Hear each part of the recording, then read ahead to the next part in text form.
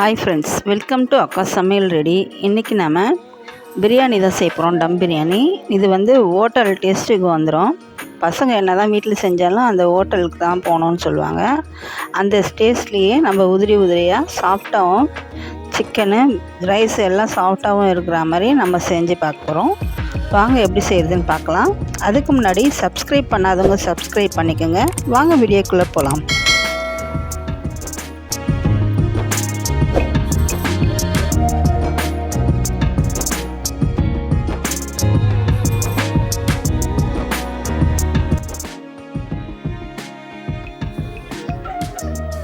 Pan நல்லா காய்ச்சதும் எண்ணெய் கொஞ்சம் தாராளமாக சேர்த்துக்குங்க. ஒரு 150 கிராம் எண்ணெய் சேர்த்துக்குங்க.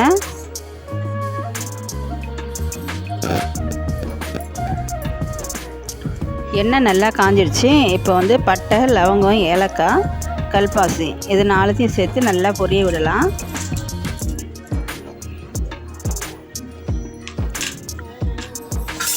நல்ல லவங்கெல்லாம் பொரிஞ்சு வரட்டும். லவங்கம், ஏலக்காய்லாம் பொரிஞ்சு வந்திங்கன்னா நல்லா வாசனையாக இருக்கும்.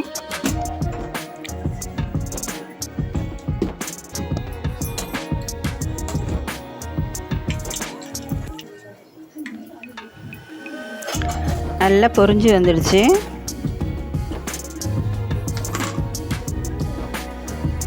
இப்போ வந்து ஒரு 6 பச்சை மிளகாய் நல்லா கட் பண்ணி போட்டுக்கோங்க.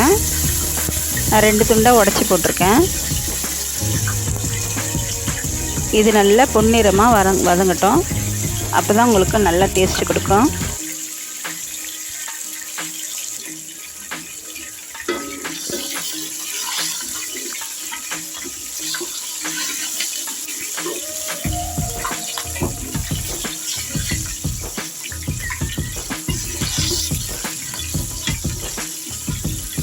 இப்போ இது நல்லா பொன்னிறமாக வதங்கிடுச்சு. இது கூட ஒரு 4 பெரிய வெங்காயம், ஒரு 1/2 கிலோ 3/4 கிலோ இருக்கும். அதை நல்லா சாப் பண்ணி வெங்காயத்தை சாப் பண்ணி போட்டுக்குங்க. நீங்கள் பெருசு பெருசாக அரைஞ்சிங்கன்னா வெங்காயம் வதங்காது, அப்படியே இருக்கும். அதனால் நல்லா சாப் பண்ணி போட்டுக்கிறேன்.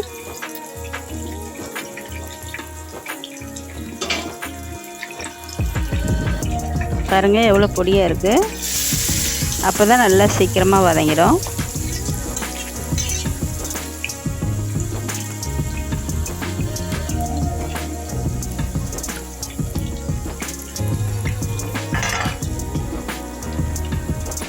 வெங்காயத்தையும் நல்லா பொன்னிறமாக வதங்குற அளவுக்கு நல்லா வதக்கி எடுத்துக்கோங்க.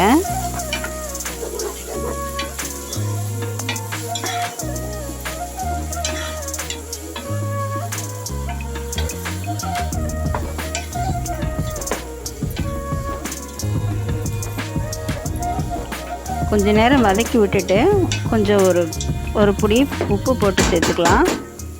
கொஞ்சம் கொஞ்சமாக உப்பு சேர்த்துக்கலாம். கடைசியாக தண்ணி ஊற்றிட்டு உப்பு தேவையான அளவு சேர்த்துக்குங்க. இப்போ கொஞ்சம் வெங்காயம் வதங்கிறதுக்கு நான் உப்பு சேர்த்துக்கிறேன். இப்போ இதை மூடி போட்டு வதக்கி விடலாம். அப்போ தான் நல்லா வெங்காயம், பச்சை மிளகாய் எல்லாம் மேஷ் ஆகும்.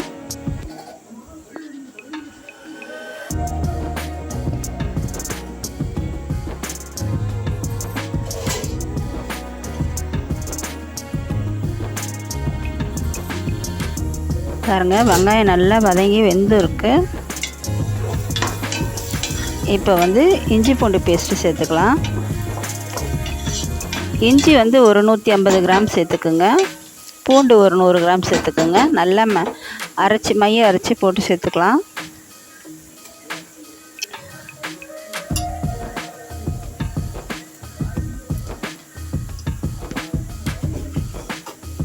இது நல்லா அடிப்பிடிக்காத வதக்கிக்குங்க. இது வந்து நான்ஸ்டிக், அதனால் அடிப்பிடிக்காது. இப்போ இண்டாலியமாக இருந்தால் அடிப்பிடிக்கும். அதனால் அடிப்பிடிக்காமல் பார்த்துக்குங்க. நல்லா வதக்கி விட்டுக்கிட்டே இருங்க.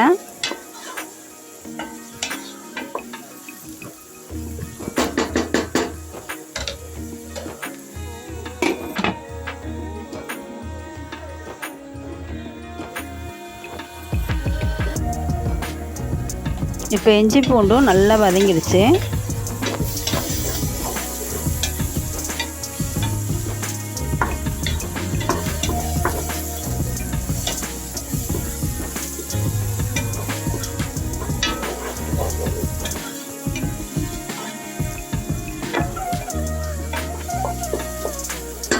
இந்த ஸ்டேஜில் தக்காளியை சேர்த்துக்கலாம். தக்காளியை நல்லா மேஷ் பண்ணி விட்டுக்குங்க. நல்லா சாப்பரில் போட்டு நல்லா பொடியாக அரைஞ்சி போட்டிங்கன்னா இன்னும் டேஸ்ட்டாக இருக்கும். இந்த ஜூஸ்லாம் நல்லா இறங்கி கிரேவியாகவும் இருக்கும். இந்த வெங்காயம் தக்காளி கிரேவி எவ்வளோ கிரேவியாக இருக்குதோ அந்த அளவுக்கு பிரியாணி சூப்பராக இருக்கும்.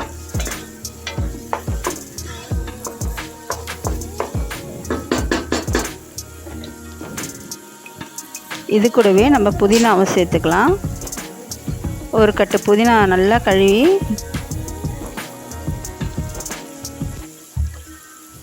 கொத்தமல்லியே கொஞ்சம் சேர்த்துக்குங்க, நல்லா டேஸ்ட்டு கொடுக்கும்.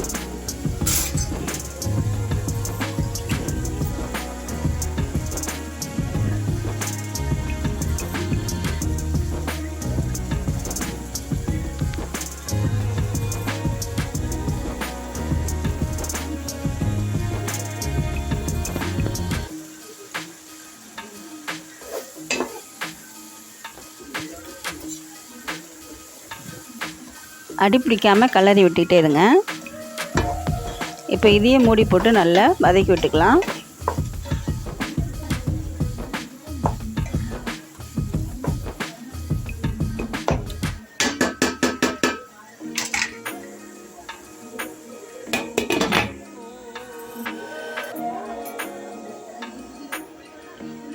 சிக்கன் நல்லா க்ளீன் பண்ணிவிட்டு அது கூடவே ஒரு கப் தயிர், 2 ஸ்பூன் சில்லி பவுடர் சேர்த்து நல்லா ஊற வச்சுக்கலாம். இது நல்லா ஊற வச்சு எடுத்தாச்சு. இப்போ நல்லா வதக்கி எடுத்துக்கலாம் வாங்க. இப்போ வெங்காயம் தக்காளி வதங்கிடுச்சு. இப்போ கறி சேர்த்து வதக்கி எடுத்துக்கலாம். அரிசி நீங்கள் பிரியாணி செய்கிறதுக்கு முன்னாடி வெங்காயம் தக்காளிலாம் அரியறதுக்கு முன்னாடியே ஃபஸ்ட்டே ஊற வச்சிடணும். அப்போ தான் இன்னும் நல்லா சாஃப்டாக இருக்கும். ரைஸும் கறியும் ஃபஸ்ட்டே ஊற வச்சிட்டிங்கன்னா தயிரெல்லாம் சேர்த்து நல்லா ஊறி கறி சாஃப்டாக இருக்கும். இப்போ வெங்காயம் தக்காளி நல்லா வதங்கிடுச்சு.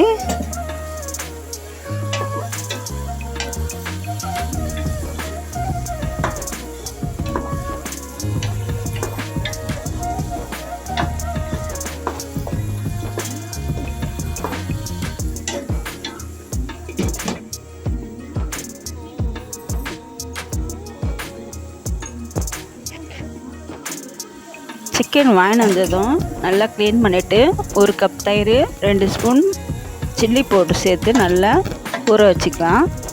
இப்போ நல்லா நான் ஊற வச்சது தான் இப்போ சேர்த்துருக்கேன். தயிரில் ஊறிச்சின்னா நல்லா கறி சாஃப்டாக இருக்கும். அதனால் தயிர் சேர்த்துக்குங்க.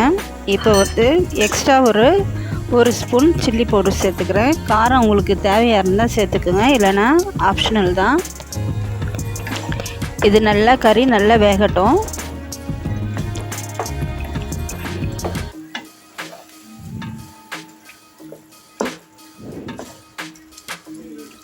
இது இப்போ மூடி போட்டு நல்லா வேக வச்சுக்கோங்க. கறியை நல்லா கிரேவியாக வந்ததும் நம்ம தண்ணி ஊற்றிக்கலாம்.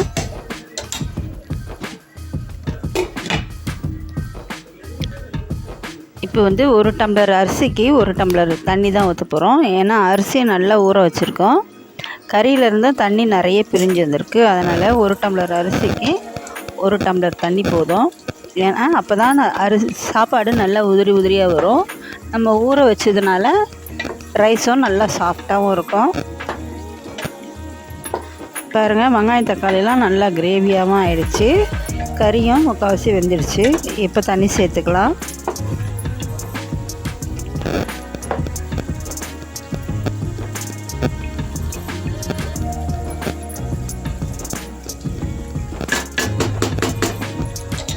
இப்போ கொஞ்சம் உப்பு சேர்த்துக்குங்க. தேவையான அளவு உப்பு சேர்த்துக்கலாம்.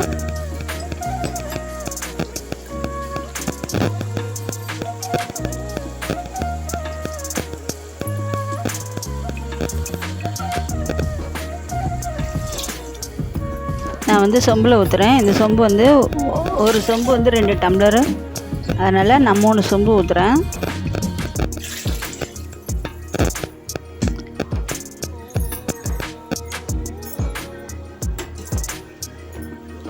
இப்போ தண்ணி ஊற்றிட்டு உப்பு இருக்கான்னு செக் பண்ணிவிட்டு உப்பு போட்டுக்கோங்க. தேவையான அளவு உப்பு போட்டுக்கோங்க.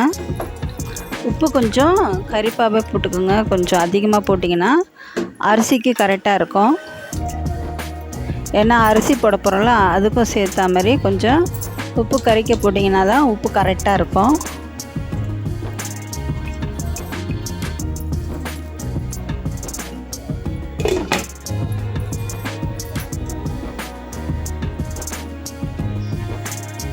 இப்போ தண்ணி நல்லா கொதித்து வந்துடுச்சு.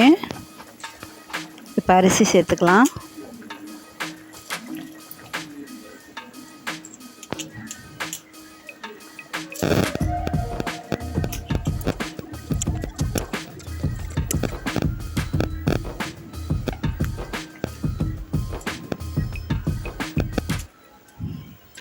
அரிசி உடையாமல் கலரி விட்டுட்டு நம்ம மூடி போட்டுடலாம்.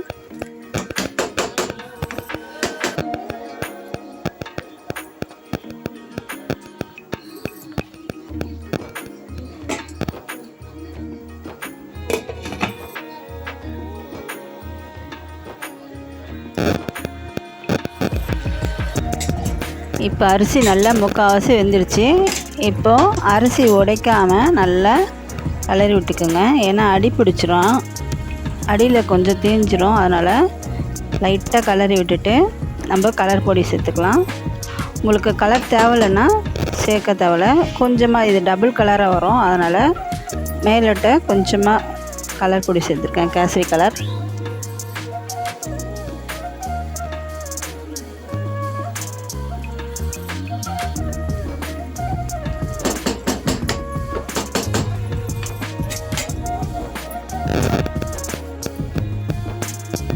இது நீங்கள் கலர் விட்டிங்கன்னா எல்லா அரிசிலையும் ஸ்ப்ரெட் ஆகிடும். அதனால் நான் டபுள் கலர் வேணுன்றதுனால மேலே மட்டும் கொஞ்சம் தூவி விட்டுக்கிறேன்.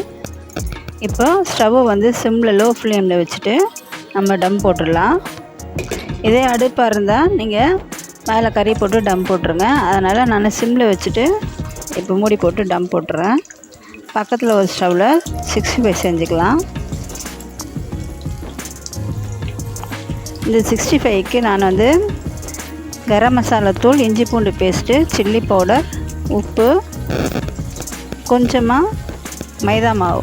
அப்போ தான் உங்களுக்கு மசாலாலாம் பிரிஞ்சு வராமல் இருக்கும். அதனால் மைதா மாவு சேர்த்துருக்கேன். கொஞ்சம் கலர் பவுடர் சேர்த்துக்கோங்க. உங்களுக்கு தேவையாக இருந்தால் கலர் பவுடர் சேர்த்துக்கோங்க, தேவையில்லைன்னா விட்டுடலாம். இப்போ 2 கருவேப்பிலை கொத்து போட்டிங்கன்னா நல்லா வாசனையாகவும் இருக்கும், பார்க்குறதுக்கு சூப்பராகவும் இருக்கும்.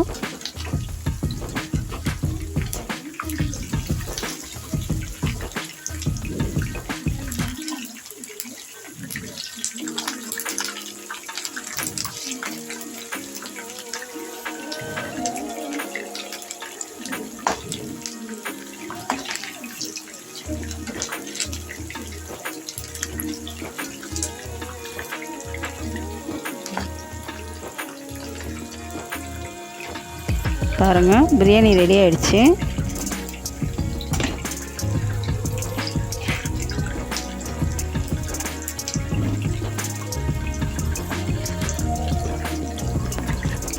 இப்போ பிரியாணியும் 65யும் ரெடி ஆகிடுச்சு.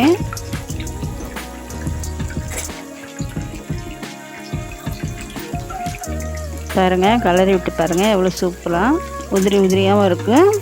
ரைஸும் நல்லா சாஃப்டாக இருக்குது, கறியும் நல்லா சாஃப்டாக இருக்குது, ஜூஸியாக இருக்குது.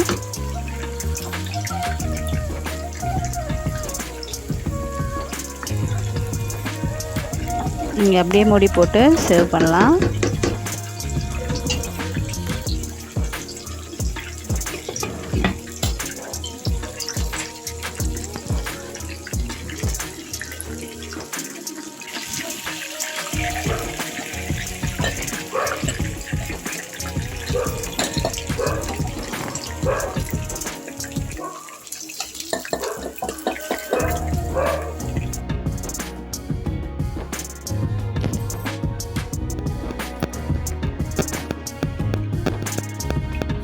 பாருங்கள், பிரியாணி ரொம்ப சூப்பராக சாஃப்டாகவும் இருக்குது. இந்த ஹோட்டலில் இருக்கிற மாதிரியே சூப்பராக இருக்கும். செஞ்சு சாப்பிட்டு பார்த்துட்டு சொல்லுங்கள், கமெண்ட் பண்ணுங்கள். என்ன தான் சீ ஃபுட் செஞ்சு கொடுத்தாலும் பசங்களுக்கு பிரியாணி 65னா தான் சந்தோஷமாக இருப்பாங்க.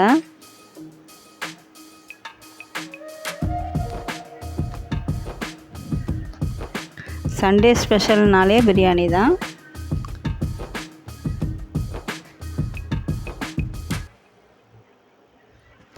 இந்த வீடியோ உங்களுக்கு பிடிச்சிருந்தா லைக் பண்ணுங்கள், ஷேர் பண்ணுங்கள், சப்ஸ்கிரைப் பண்ண மறந்துடாதீங்க.